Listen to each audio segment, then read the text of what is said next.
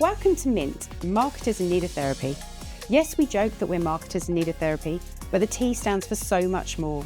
Training, thought leadership, time-saving tips, tools, a team, enabling us to thrive as marketers. So hi Laura, welcome to Mint podcast. We're really pleased to have you here. And our first question we always ask is a bit about you and how you've got to where you are, and tell us more about Culture Chameleon. So thanks so much for having me. So my background. So I started out in my career as a HR consultant, so HR business partner. So started off in an entry-level business partner role, and then worked my way up to looking after the sales force of the organisation that I was working for in kind of more of a business partner role. And I've been there for 12 years, and I was finding the kind of struggle of managing kind of childcare and children being ill at the last minute quite tricky. So I decided in a kind of out of body experience that I was going to resign. I'd kind of vaguely talked to my husband about it before, but the words just kind of came out of my mouth. And so I resigned, and I decided that I was going to do some consultancy work. But I quickly realised that actually, whereas I had the trust in my organisation, having been there for 12 years, that if my child was ill and I needed to take that day to look after them and I would make up the time, that would be fine. I realised that if I was working for a consultancy, that trust wouldn't necessarily be there, and that would be harder to manage. So I've got a phrase up in my my office, which is around kind of jumping off a cliff and finding your wings on the way down, and that's really what I did. So I set up on my own. So set up Chameleon HR at the time. So this was 11 years ago now, and then basically didn't do any HR. So because of the way that I was positioning what I did, it was all around creating a great place to work from the bottom up. So culture, essentially. So every client that I worked with was kind of all around that, creating a strong culture that was going to drive business performance. So just before COVID hit, I decided that I was going to rebrand to Culture Chameleon. So I'd kind of been going networking and saying, oh, you know, I'm HR, but not really HR. And I could see people kind of looking over my shoulder for the next most interesting person to talk to, because they think HR, Grim Reaper, don't want to talk to a HR consultant at networking. And I was like, I need to stop saying I'm HR, but not really HR. So I rebranded just before COVID hit. And kind of the rest is history. That massively sped up what we do as an organisation, because everybody realised you can't just pick up the culture of your organisation from an office, plonk it in someone's living room and expect it to translate. It just doesn't. Okay, fantastic. Yeah, I think culture is so important. I mean, my business, I want people to come to work and be happy in work. We spend majority of our time in work, right? So you want it to be a really good place to work. You want to be, I personally want it to be a fun place to work where I am. But from when you're speaking to people, how important do you think that senior management team see company culture? I mean, I definitely do, but I've definitely come across people that don't even think about the culture. Yeah, so I basically don't try and convince people now. I think you either get it or you don't. And it's interesting talking about a good culture and being happy at work. That's definitely an element of it. And of course, if you have, you know, as Richard Branson said, happy employee, happy customer, but that's only kind of one angle of it. So you want your team members to be happy, but actually culture in the way that kind of we're looking at it at Culture Chameleon and talking about it with our clients is values translate into culture. If they're kind of managed in the right way, translates into everybody showing up at their best, translates into stronger business performance. So there's a slight difference between I'm happy going to work, it's a nice place to work, and actually a culture that's going to drive your strategy. Nice, like it. So for marketers in bigger organisations, do you find it harder in bigger organisations for culture? So we work with smaller organisations. Yeah, it is harder because essentially, you know, there's so many different loops to kind of jump through and so many different stakeholders that need to be influenced. The starting point is always the same though, which are having company values.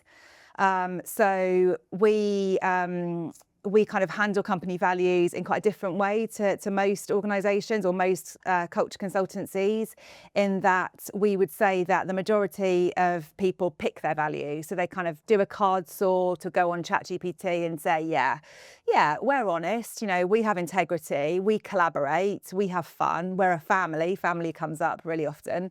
And we say, don't pick, discover. So we go through an exercise where we pull out how the organisation authentically operates when it's showing up at its best. And then the idea is that if, at that point you might have kind of 70, 80% of the people showing up at their best. And then you take them beyond words on a wall, so weave them into everything you do. And that's when they translate into culture. So, large organisations can do that, but it's the whole beyond words on a wall, beyond wow, as we call it, that's harder in a bigger organisation, and a multinational organisation and things like that. Yeah. So as marketers, you do need to have that, the vision and all the values, etc. You need to know those, and you need to kind of live and breathe those to kind of put them out on social media. Yeah. So for a marketer that feels that they don't quite know that or have that, what kind of advice would you give them? It is really difficult, because at the end of the day, if you have a set of values and they are just words on a wall, so they're not lived and breathed in everything that you'll do, then basically the culture that you're selling, it's there because every organisation has a culture, but it's kind of a free-for-all because it's not guided by any sort of set of principles. And what we find is that organisations, talking about it from an employer branding perspective, which obviously as marketers you're dealing with, then people think that they need to kind of keep up with the latest buzzwords. So they're out there kind of marketing that the organisation does all of those things, and actually when people join the organisation they find that that's not really happening. So I think if marketers are in an organisation and they haven't got company values, then push that as a thing that they definitely need to do, and a wider culture code as well, because that gives them a framework for decision making and everything that they're doing as an organisation. Yeah, it's so important from a marketing perspective, because you need to have that internal marketing, and you need to have that right, and your people are your biggest marketing tool. So if they don't feel that that culture's right, or for them, or they don't know their values, how are they going to help you to market the business? So that's the bit that I think people don't realise, how important that internal marketing and the culture really is. So we use the analogy of a baked bean can. So weird. This gives you an insight into the world of Caroline and Greta and I, who kind of work with me. So you have a can of baked beans. It says it's a can of baked beans on the tin, and you're really excited because you're going to open your beans, you're going to pour it onto your cheese on toast, and it's going to melt and it's going to be all yummy. And then you open your can of beans, and actually you find that it's been mislabeled, and it's a can of mushy peas. And we all know that mushy peas are nowhere near as yummy as baked beans. So this is the thing, as a marketer, you're saying, potentially without any values or culture code or intentionally designed culture, we are one thing, and then people join and you're another thing. So you're saying we're baked beans, people join, and you're actually mushy peas. Yeah, so it's really a great analogy. And I haven't had cheese and beans for ages. That's my lunch sorted, Laura. Maybe not the weather today for cheese and beans. But So how do people, marketers especially, recognise that they're actually in a poor or toxic culture? What are the signs for that? So I think a poor and a toxic culture are two slightly different things. Ooh. So a poor culture, in my mind, is where you have a culture that isn't necessarily driving or is blocking the direction of the business, the direction that the business has chosen to go in. Whereas a toxic culture is, a culture where, people are afraid of asking questions. So they don't ask questions. They don't speak up in meetings. Ideas are kind of squashed before they've even got off the ground. People listen to the kind of loudest person in the room that might not always have the best ideas and kind of be as considered as they might need to be. So there's a slight distinction between the two. Okay. So when I'm speaking to a lot of marketers in Mint, they're saying that people are coming to them with the decisions made. Yeah. And they're not really getting a voice around that table from the strategy point of view. Yeah. Would you say that's something to do with culture? Yeah, Or, yeah, absolutely. So, I mean, I'm going to keep coming back to values because it all comes back to values. And values get quite a bad press, actually, because people often just see them as words on the wall, you know, honesty, integrity, collaboration. No, ditch the one-word values. Values should be more than that, and they absolutely are on Culture Chameleon's watch. So if you have your company values and they're taken beyond words on a wall, so they're woven into behaviours, systems, processes, decision making, then they provide the anchor for everything that the organisation does. So the difficulty that the marketer would have if there's no values or they're just words on a wall is that there's no kind of guidelines for how they should be showing up, for what they should be focusing on, for what they should be turning down, and that makes their job a lot harder. Okay. So for marketers that kind of this is ringing, you know, to them and thinking, yeah, this is me actually, where can they get started? Who can they go to? Like I personally would try and link up with HR and see if they can come together, but I just wanted your advice on it. Yeah, I think it's done really well in organisations when HR does tie up with marketing. I think it's perfect because you have the creativity of marketing, but you have the kind of people aspect of HR. And I think there can be a dark side to values that you discover or pick, whichever way you decide that you're going to do it. So, for example, you may have a value about kind of pulling out all the stops, but actually the dark side of that is that people could pull out the stops too much and that could lead to burnout. Right. So you need the creativity of marketing, but the kind of employment law and people focused side of HR to make sure that what you've discovered is right, is safe for the organisation and is kind of worded in the right way. Yeah, okay. I think this is a whole marketing piece for marketers as well, because people don't realise that it's a massive part of recruitment, the marketing. So from that perspective, really getting your culture right so you can shout about it and all the people within the organisation believe in it. That's how you get people to come work for you, but also buy from you, right? Yeah, and actually, so you want to switch the right people on, but you equally want to switch the wrong people off. So if you recruit somebody and they're paid 30,000 a year, for example, and then they leave within the first year and they are, you know, they're recruited, they're onboarded, they're then potentially performance managed because they're not the right individual for the organisation, then you can spend another £30,000 doing that. So you've basically spent £60,000 and you've got nothing to show for it and you're starting again.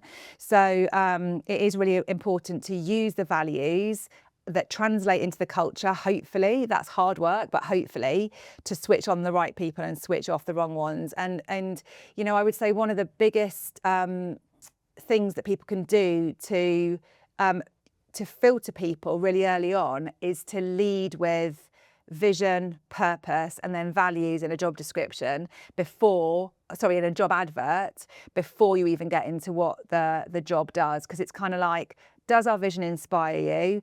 Can you see yourself living our purpose? Can you see yourself aligning with our values and the way that you show up? Okay, great, read on. And can you do the job, basically? But it's the kind of hire for attitude, train for skill. If you know, you can have the best salesperson in the world, but if they don't fit with the values, then you know they're going to continuously butt up against everybody else in the organisation, and that's going to cause big problems.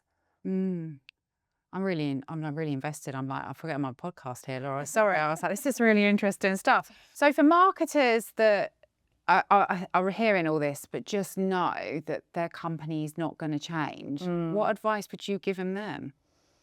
I'd say it's good that you know that the company isn't going to change. So I would say the worst thing that you can do is hold on for too long and get to a position where you're actually compromising your values. Because obviously you have company values, but you also have your personal values and you want them to be pretty much aligned.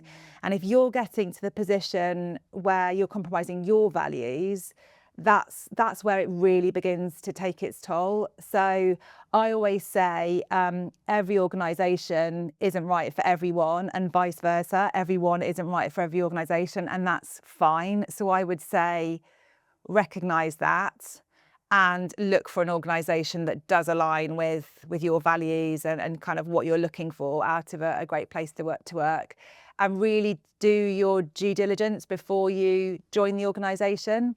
So I've heard around people that are looking to join an organisation, reaching out to people on LinkedIn, but not people that are currently working for the organisation, people that have already left.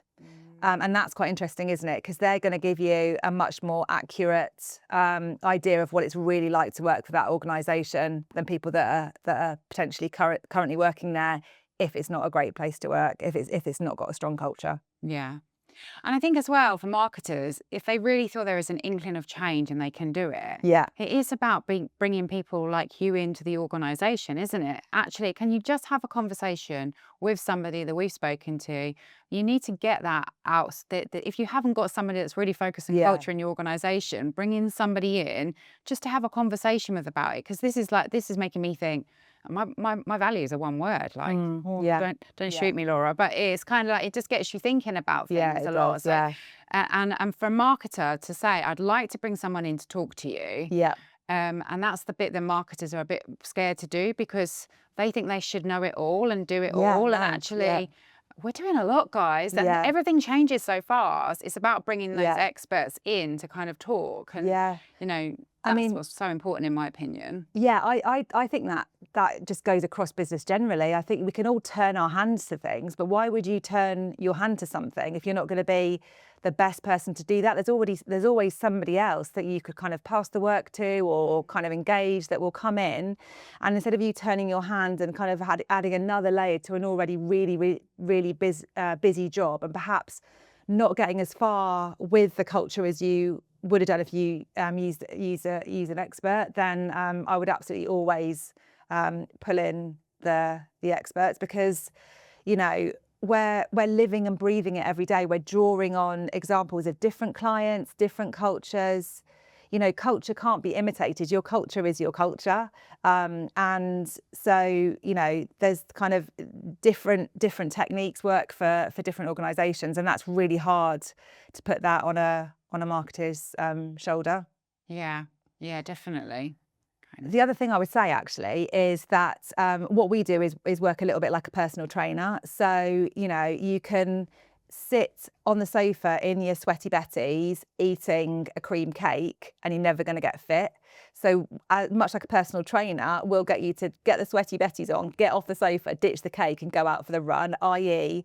do what we're advising that you should do to kind of take those values beyond words on a wall.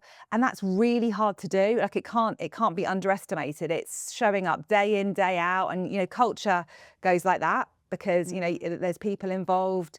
So you do need somebody kind of being that personal trainer, and kind of riding shotgun with you, which is one of our values descriptors. Just kind of being along on the journey with you, because it's tough. So what does a genuine great culture look like, and how do marketers know that they found it? So I would say a great culture is different for every individual. So the culture that one person might thrive in is not the culture that another person might thrive in. But a great culture is where you have your values. They're not one word. They outline how the organisation shows up at its best. They're not generic, so they're not, integrity, collaboration. They could be any organisation's values. How do we know that they're, that they're your values, and how do they make you stand out from the crowd? So you have your values, and then they go beyond words on a wall in every single thing that every single person within that organisation does. And when they do that, that means that individuals' expectations are met.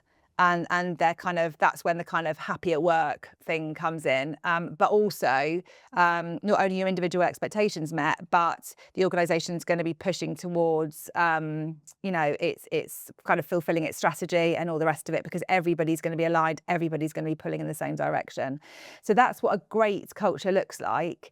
And a marketer looking to join an organisation could suss out whether that's happening by kind of checking out social media, thinking about the values that they say that they have, thinking about, what's coming across on social media or on their website and all the rest of it. And I would say that from an employer branding perspective, it's really important to be honest. So if you are a high pressure organisation, don't hide away from that, because if somebody's going to join and they're not up for high pressure, then they're not going to play out in the organisation. So don't think of employer branding as promoting the fun factor and great pay and, social life and all the rest of it. I think it should be, warts and all, essentially, because you're painting an accurate, authentic picture of the organisation. Yeah.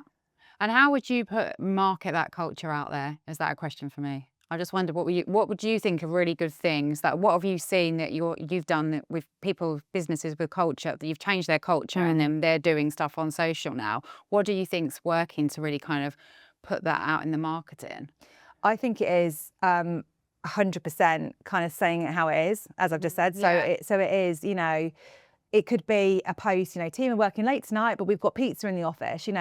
Then you've got the team are working late. So we do work late as an organisation, but we care about you. We've got pizza in the office. It's stuff like that really people piece things together, don't they? Yeah. And the really important thing to do is to define your employer brand. So your employee value proposition. So basically what team members get from that organisation, or can expect to get from that organisation, in exchange for their skills, their qualification and their experience. And instead of picking that again, it's about discovering that and making sure that it's really authentic. So start with that, have that on your website, use that in your marketing. And then, you're painting a picture, you're telling a story, but it's an accurate, it's an authentic story, and so you are going to attract the right people. So in summary, for marketers, I would say EVP, usually done with kind of the support of HR or a culture consultancy. Make sure it's super authentic, and then that can translate into the employer brand, which is the marketer's side of things, and they can then share stories and share whatever they need to share from social media and marketing, but it's rooted in that employee value proposition. I love it. Yeah, it has to be real as well. We're seeing so many posts at the moment that are kind of AI generated, and AI's got its place, don't get me wrong. It's been fantastic for our agency, but it's about like the brand's disappearing, the employee there's no real employees on there, and everything's starting to look a bit the same. Yeah. And it's just from your perspective, have you noticed that from an AI perspective? Do you think it can be damaging culture? Yeah, I think so. If you put a bunch of culture related questions into AI, it gives you a good-ish response.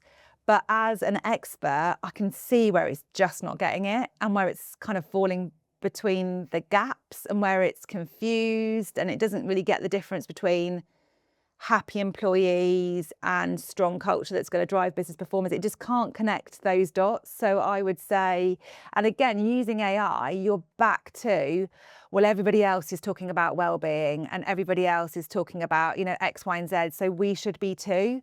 And of course, well-being, should be a priority for all organisations, but actually only shout about it if it's authentic to your organisation. If it's not, then get on the case with it and make it authentic. Yeah. And I think as well, AI is obviously driving, collecting all the data from everybody else's. Yeah. So if you want to be original and different, you can't use AI to come up with your stuff. For sure. Yeah, definitely. So is there a way that solo marketers can create their own little pocket of culture if the organisation as a whole isn't quite there yet? In short, no. So I think that, you can create a good team to work in, you can create an effective team, but actually if the wider culture isn't aligned and isn't clear and isn't intentional, then you're constantly going to be kind of butting up against differences.